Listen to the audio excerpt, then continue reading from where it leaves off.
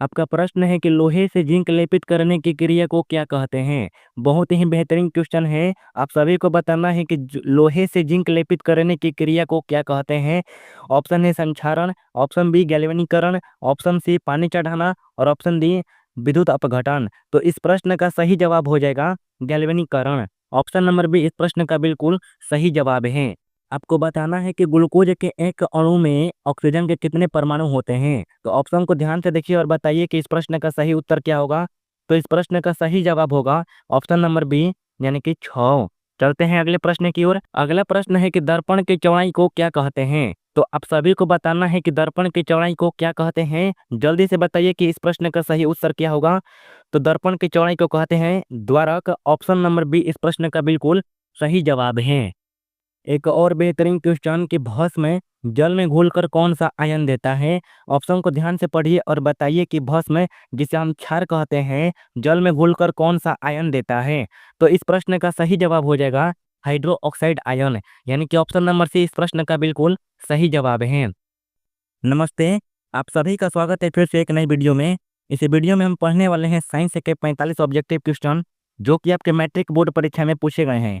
तो क्लास आपके लिए बहुत ही इंपॉर्टेंट होने वाला है, इसीलिए आप सभी क्लास को शुरू से अंत तक देखिएगा और वीडियो का लिंक अपने दोस्तों के साथ शेयर कर दीजिए जो मैट्रिक बोर्ड परीक्षा को देने वाले हैं। तो चलिए बिना देरी किए हुए क्लास को शुरू करते हैं। आपका पहला प्रश्न है कि अयस्क में उपस्थित अशुद्धियाँ क्या कहलाती है। आपको बताना है कि अयस्क में उपस्थित अशुद्धियाँ क्या कहलाती है। आपका ऑप्शन है ए खनिज, बी धातुमल, सी गैंग और ऑप्शन डी है इनमें से कोई नहीं। तो इस प्रश्न का सही जवाब हो जाएगा गैंग, यानी कि ऑप्शन सी इस प्रश्न का बिल्कुल सही जवाब है। अयस्क में उपस्थित अशुद्धियाँ को गैंग कहते हैं। ऑप्शन सी बिल्कुल सही जवाब है। चलते हैं अगले प्रश्न की ओर। आपका अगला प्रश्न है कि निम्नलिखित में से किस गुण के कारण धातुओं के तार बनाए जाते हैं। तो आप सभी को बताना है कि धातु के किस गुण के कारण तार बनाए जाते हैं। ऑप्शन को ध्यान से पढ़ेंगे और इस प्रश्न का उत्तर देंगे। तो इस प्रश्न का सही जवाब हो जाएगा ऑप्शन नंबर सी तन्यता। धातुओं के तन्यता गुण के कारण धातुओं के तार बनाए जाते हैं। ऑप्शन सी इस प्रश्न का बिल्कुल सही जवाब है। चलते हैं अगले प्रश्न की ओर। अगला प्रश्न है कि चुंबकीय क्षेत्र के ध्रुव होते हैं। तो आप सभी बताएंगे कि चुंबकीय क्षेत्र के ध्रुव क्या होते हैं। आपका ऑप्शन है महत्तम, न्यूनतम, सामान्य या इनमें से कोई नहीं। तो इस प्रश्न का सही जवाब हो जाएगा महत्तम, यानी कि चुंबकीय क्षेत्र के ध्रुव आपके महत्तम होते हैं। तो ऑप्शन ए इस प्रश्न का बिल्कुल सही जवाब है। चलते हैं अगले प्रश्न की ओर। आपका अगला प्रश्न है कि प्रतिबिंब की ऊंचाई तथा वस्तु की ऊंचाई के अनुपात को क्या कहते हैं। तो आप सभी बच्चों को बताना है कि प्रतिबिंब की ऊंचाई तथा वस्तु के ऊंचाई के अनुपात को क्या कहते हैं। ऑप्शन को ध्यान से पढ़ेंगे और इस प्रश्न का उत्तर देंगे। तो इस प्रश्न का सही जवाब हो जाएगा आवर्धन कहते हैं। ऑप्शन ए इस प्रश्न का बिल्कुल सही जवाब है। आवर्धन के ऐसे ऐसा मात्रक होता नहीं है क्योंकि आवर्धन एक मात्रकहीन राशि है। ठीक है, चलते हैं अगले प्रश्न की ओर। आपका अगला प्रश्न है कि अल्कोहल का अपवर्तनांक होता है। तो आप सभी को बताना है कि अल्कोहल का अपवर्तनांक कितना होता है। तो इस प्रश्न का सही जवाब हो जाएगा ऑप्शन नंबर सी, यानी कि 1.36। ऑप्शन नंबर सी इस प्रश्न का बिल्कुल सही जवाब है। चलते हैं अगले प्रश्न की ओर। आपका अगला प्रश्न है कि नेत्र लेंस में समायोजन की क्रिया किसके द्वारा होती है। तो आप सभी को बताना है कि नेत्र लेंस में समायोजन की क्रिया किसके द्वारा होती है। ऑप्शन को ध्यान से पढ़ेंगे और इस प्रश्न का उत्तर देंगे। तो इस प्रश्न का सही जवाब हो जाएगा सिलियरी मांसपेशियों के द्वारा। ऑप्शन नंबर सी इस प्रश्न का बिल्कुल सही जवाब है। बढ़ते हैं अगले प्रश्न की ओर। आपका अगला प्रश्न है कि प्रत्यावर्ती धारा की आवृत्ति कितनी होती है। ऑप्शन को ध्यान से पढ़िए और बताइए कि प्रत्यावर्ती धारा की आवृत्ति कितनी होती है। तो इस प्रश्न का सही जवाब हो जाएगा ऑप्शन नंबर सी, यानी कि 50 हर्ट्ज। ऑप्शन सी इस प्रश्न का बिल्कुल सही जवाब है। चलते हैं अगले प्रश्न की ओर। आपका अगला प्रश्न है कि किसी धारावाही चालक के भीतर सभी बिंदुओं पर चुंबकीय क्षेत्र कैसा होता है। तो ऑप्शन को ध्यान से पढ़िए और बताइए कि किसी धारावाही चालक के भीतर सभी बिंदुओं पर चुंबकीय क्षेत्र कैसा होता है। तो समान होता है। ऑप्शन ए इस प्रश्न का बिल्कुल सही जवाब है। चलते हैं अगले प्रश्न की ओर। आपका अगला प्रश्न है कि स्पेक्ट्रम प्राप्त करने के लिए किसका उपयोग होता है। VVI क्वेश्चन है कि स्पेक्ट्रम प्राप्त करने के लिए किसका उपयोग होता है। आपका ऑप्शन है ए कांच की प्रिज्म, ऑप्शन बी अवतल दर्पण, ऑप्शन सी उत्तल लेंस, ऑप्शन डी प्रिज्म। तो इस प्रश्न का सही जवाब हो जाएगा प्रिज्म, यानी कि ऑप्शन नंबर डी इस प्रश्न का बिल्कुल सही जवाब है। स्पेक्ट्रम प्राप्त करने के लिए प्रिज्म का उपयोग किया जाता है। चलते हैं अगले प्रश्न की ओर। आपका अगला प्रश्न है कि स्क्रीन पर किसी वस्तु का वास्तविक तथा उल्टा प्रतिबिंब किसके कारण बनता है। तो आप सभी को बताना है कि स्क्रीन पर किसी वस्तु का वास्तविक तथा उल्टा प्रतिबिंब किसके कारण बनता है। ऑप्शन को ध्यान से पढ़िए और इस प्रश्न का उत्तर दीजिए। तो इस प्रश्न का सही जवाब हो जाएगा अभिसारी लेंस के द्वारा। अभिसारी लेंस को ही हम लोग उत्तर लेंस कहते हैं। तो ऑप्शन सी इस प्रश्न का बिल्कुल सही जवाब है। चलते हैं अगले प्रश्न की ओर। आपका अगला प्रश्न है कि कांच एक प्रिज्म में प्राप्त श्वेत प्रकाश के स्पेक्ट्रम में किस रंग की किरण का झुकाव सबसे अधिक होता है। आप सभी को बताना है कि प्रिज्म में प्राप्त श्वेत प्रकाश के स्पेक्ट्रम में किस रंग की किरण का झुकाव सबसे अधिक होता है। आपका ऑप्शन है लाल, हरा, पीला, बैगनी। जल्दी से इस प्रश्न का उत्तर देंगे। तो इस प्रश्न का सही जवाब हो जाएगा बैगनी रंग का झुकाव सबसे अधिक होता है। ऑप्शन डी इस प्रश्न का बिल्कुल सही जवाब है। चलते हैं अगले प्रश्न की ओर। आपका अगला प्रश्न है कि लेंसों में मुख्य फोकस की संख्या कितनी होती है। तो आप सभी बताएंगे कि लेंसों में मुख्य फोकस की संख्या कितनी होती है। आपका ऑप्शन है 2, 1, 3 या इनमें से कोई नहीं। तो इस प्रश्न का सही जवाब हो जाएगा ऑप्शन नंबर ए, लेंसों में मुख्य फोकस की संख्या होती है 2। ऑप्शन ए इस प्रश्न का बिल्कुल सही जवाब है। चलते हैं अगले प्रश्न की ओर। आपका अगला प्रश्न है कि किसी लेंस में बाहर की ओर उभरी दो गोलाकार पृष्ठ हो तो उसे क्या कहते हैं। तो आप सभी को बताना है कि किसी लेंस में बाहर की ओर उभरी दो गोलाकार पृष्ठ को क्या कहते हैं। तो इस प्रश्न का सही जवाब हो जाएगा उत्तल लेंस।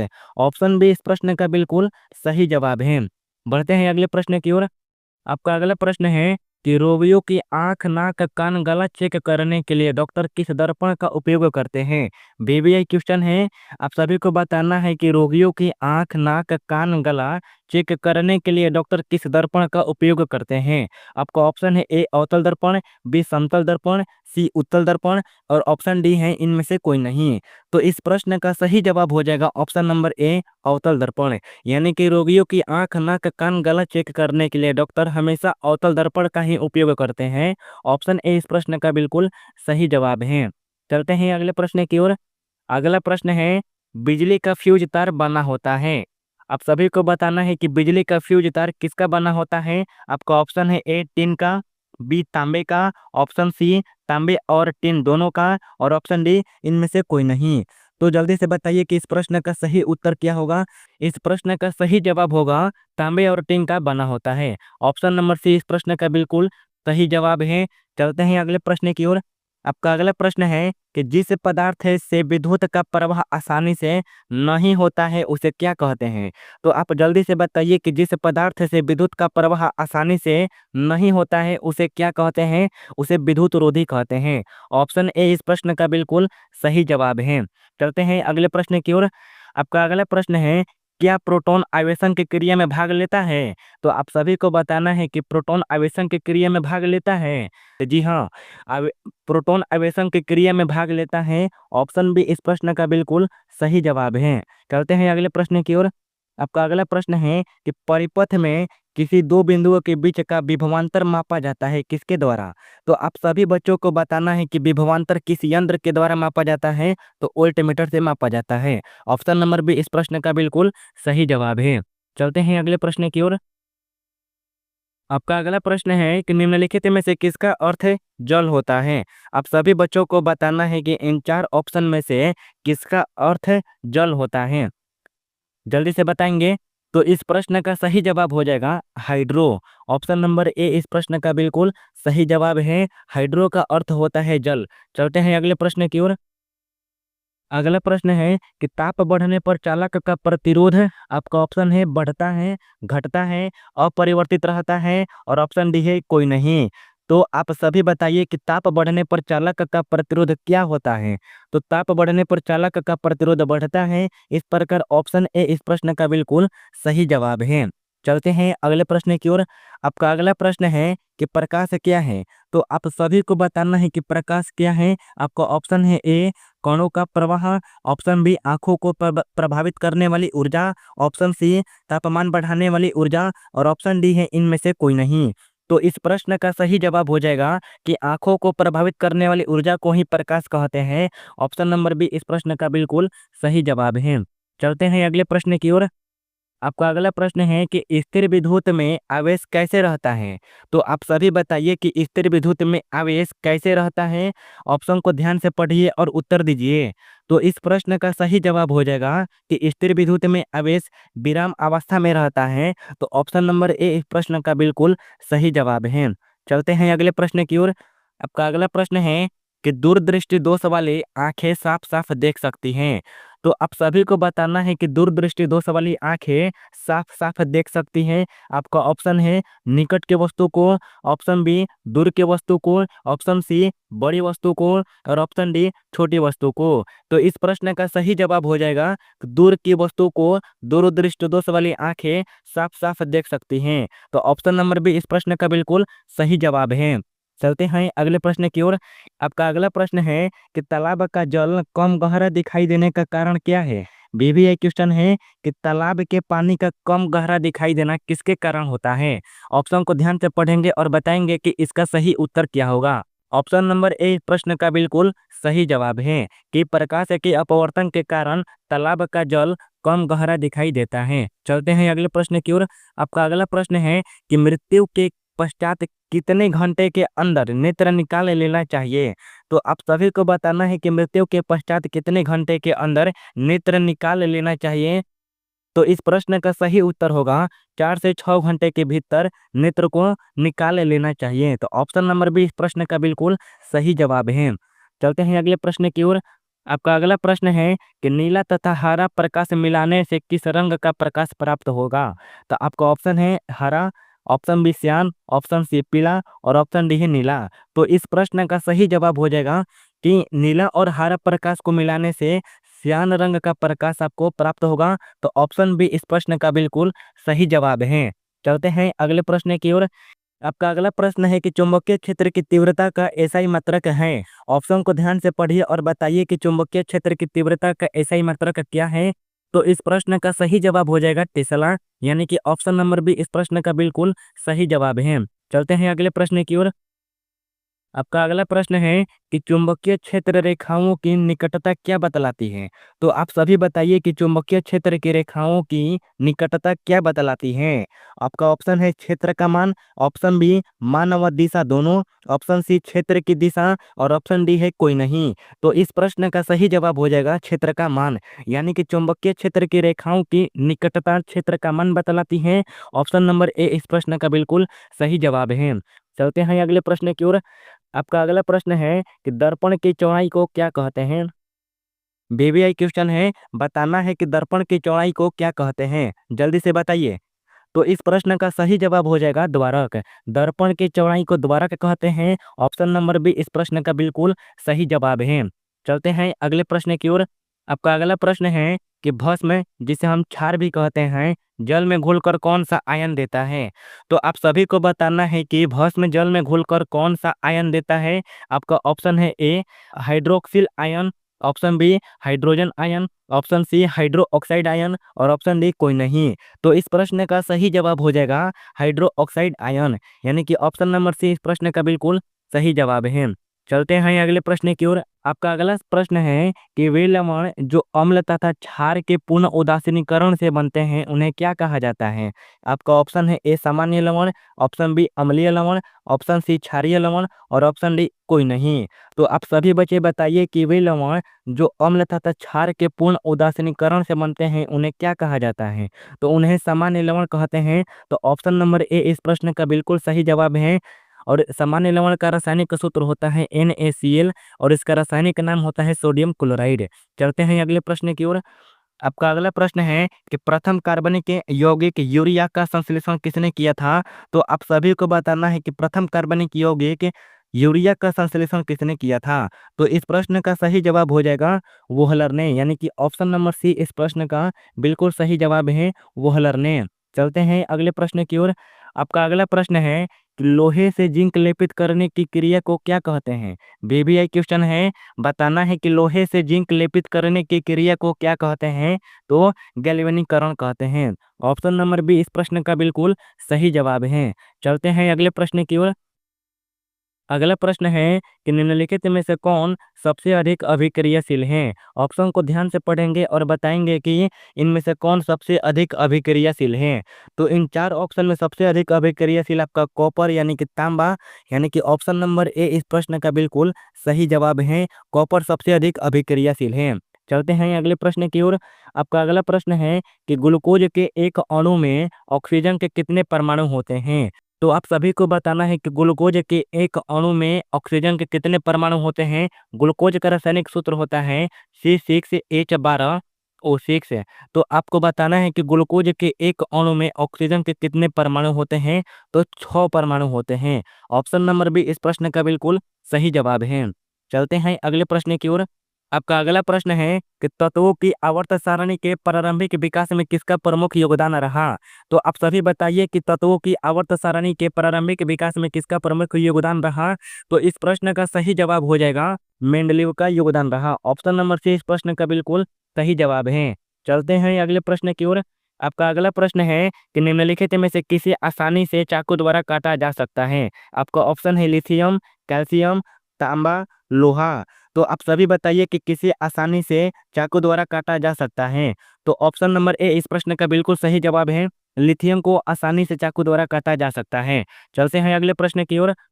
आपका अगला प्रश्न है कि रासायनिक अभिक्रिया के दौरान किसी पदार्थ में ऑक्सीजन का हटना क्या कहलाता है। तो बताना है कि रासायनिक अभिक्रिया के दौरान किसी पदार्थ में ऑक्सीजन का हटना क्या कहलाता है। आपका ऑप्शन है उपचयन, ऑप्शन बी अपचयन, ऑप्शन सी संक्षारण और ऑप्शन डी कोई नहीं। तो इस प्रश्न का सही जवाब हो जाएगा अपचयन, यानी कि रासायनिक अभिक्रिया के दौरान किसी पदार्थ में ऑक्सीजन का हटना अपचयन कहलाता है। ऑप्शन बी इस प्रश्न का बिल्कुल सही जवाब है। चलते हैं अगले प्रश्न की ओर। आपका अगला प्रश्न है कि एल्यूमिनियम पर मोटी ऑक्साइड की परत बनाने की क्रिया को क्या कहते हैं। तो एनोडाइजिंग कहते हैं। तो ऑप्शन नंबर ए इस प्रश्न का बिल्कुल सही जवाब है। चलते हैं अगले प्रश्न की ओर। आपका अगला प्रश्न है कि मेंडल ने मटर के कितने गुणों पर कार्य किया था। आप सभी को बताना है कि मेंडल ने मटर के कितने गुणों पर कार्य किया था। तो 7 गुणों पर कार्य किया था। ऑप्शन नंबर ए इस प्रश्न का बिल्कुल सही जवाब है। चलते हैं अगले प्रश्न की ओर। आपका अगला प्रश्न है और बेहतरीन प्रश्न है कि श्वसन किस प्रकार की अभिक्रिया है। तो आप सभी बच्चे बताएंगे कि श्वसन किस प्रकार की अभिक्रिया है। अपचयन, उपचयन, रासायनिक अभिक्रिया या ऊष्माशोषी। तो इस प्रश्न का सही जवाब हो जाएगा उपचयन। श्वसन एक उपचयन अभिक्रिया है। ऑप्शन नंबर बी इस प्रश्न का बिल्कुल सही जवाब है। चलते हैं अगले प्रश्न की ओर। आपका अगला प्रश्न है कि मेथनोइक अम्ल का रासायनिक नाम क्या है। तो आपको बताना है कि मेथनोइक अम्ल का रासायनिक नाम क्या होता है। तो फॉर्मिक अम्ल होता है। ऑप्शन नंबर ए इस प्रश्न का बिल्कुल सही जवाब है। चलते हैं अगले प्रश्न की ओर। आपका अगला प्रश्न है कि हीलियम परमाणु के बहत्तम कक्षा में कितने इलेक्ट्रॉन होते हैं। तो आप सभी बताइए कि हीलियम परमाणु के बहत्तम कक्षा में कितने इलेक्ट्रॉन होते हैं। ऑप्शन को ध्यान से पढ़िए और उत्तर दीजिए। तो इस प्रश्न का सही जवाब हो जाएगा 2, यानी कि हीलियम के परमाणु के बहत्तम कक्षा में इलेक्ट्रॉनों की संख्या 2 होती है। ऑप्शन नंबर बी इस प्रश्न का बिल्कुल सही जवाब है। चलते हैं अगले प्रश्न की ओर। आपका अगला प्रश्न है और ये भी आपका बेहतरीन प्रश्न है कि जल में घुलनशील क्षार को क्या कहते हैं। आपका ऑप्शन है क्षार, ऑप्शन बी क्षारक, ऑप्शन सी संचरण और ऑप्शन डी क्षरण। तो इस प्रश्न का सही जवाब हो जाएगा क्षार, यानी कि जल में घुलनशील क्षार को क्षार कहते हैं। ऑप्शन नंबर ए इस प्रश्न का बिल्कुल सही जवाब है। चलते हैं अगले प्रश्न की ओर। आपका अगला प्रश्न है कि निम्नलिखित में से किस धातु का गलनांक सबसे कम है। आप सभी को बताना है कि इन 4 ऑप्शन में से किस धातु का गलनांक सबसे कम है। ऑप्शन को ध्यान से पढ़िए और बताइए कि इस प्रश्न का सही उत्तर क्या होगा। तो इस प्रश्न का सही उत्तर हो जाएगा सोडियम, यानी कि Na सोडियम का गलनांक सबसे कम है। ऑप्शन नंबर बी इस प्रश्न का बिल्कुल सही जवाब है। तो दोस्तों आज के वीडियो से बस इतना ही। आशा करता हूं कि आप सभी को वीडियो पसंद आई होगी। वीडियो अगर पसंद आई होगी तो वीडियो को लाइक कीजिएगा, अपने दोस्तों के साथ शेयर कीजिएगा और जितने भी बच्चे इस चैनल पर पहली बार आए हैं तो इस चैनल को सब्सक्राइब अवश्य कर लेंगे, ताकि हमारे द्वारा आने वाले हर वीडियो का नोटिफिकेशन सबसे पहले उनको मिले। तो मिलते हैं अगले वीडियो में, तब तक के लिए जय हिंद।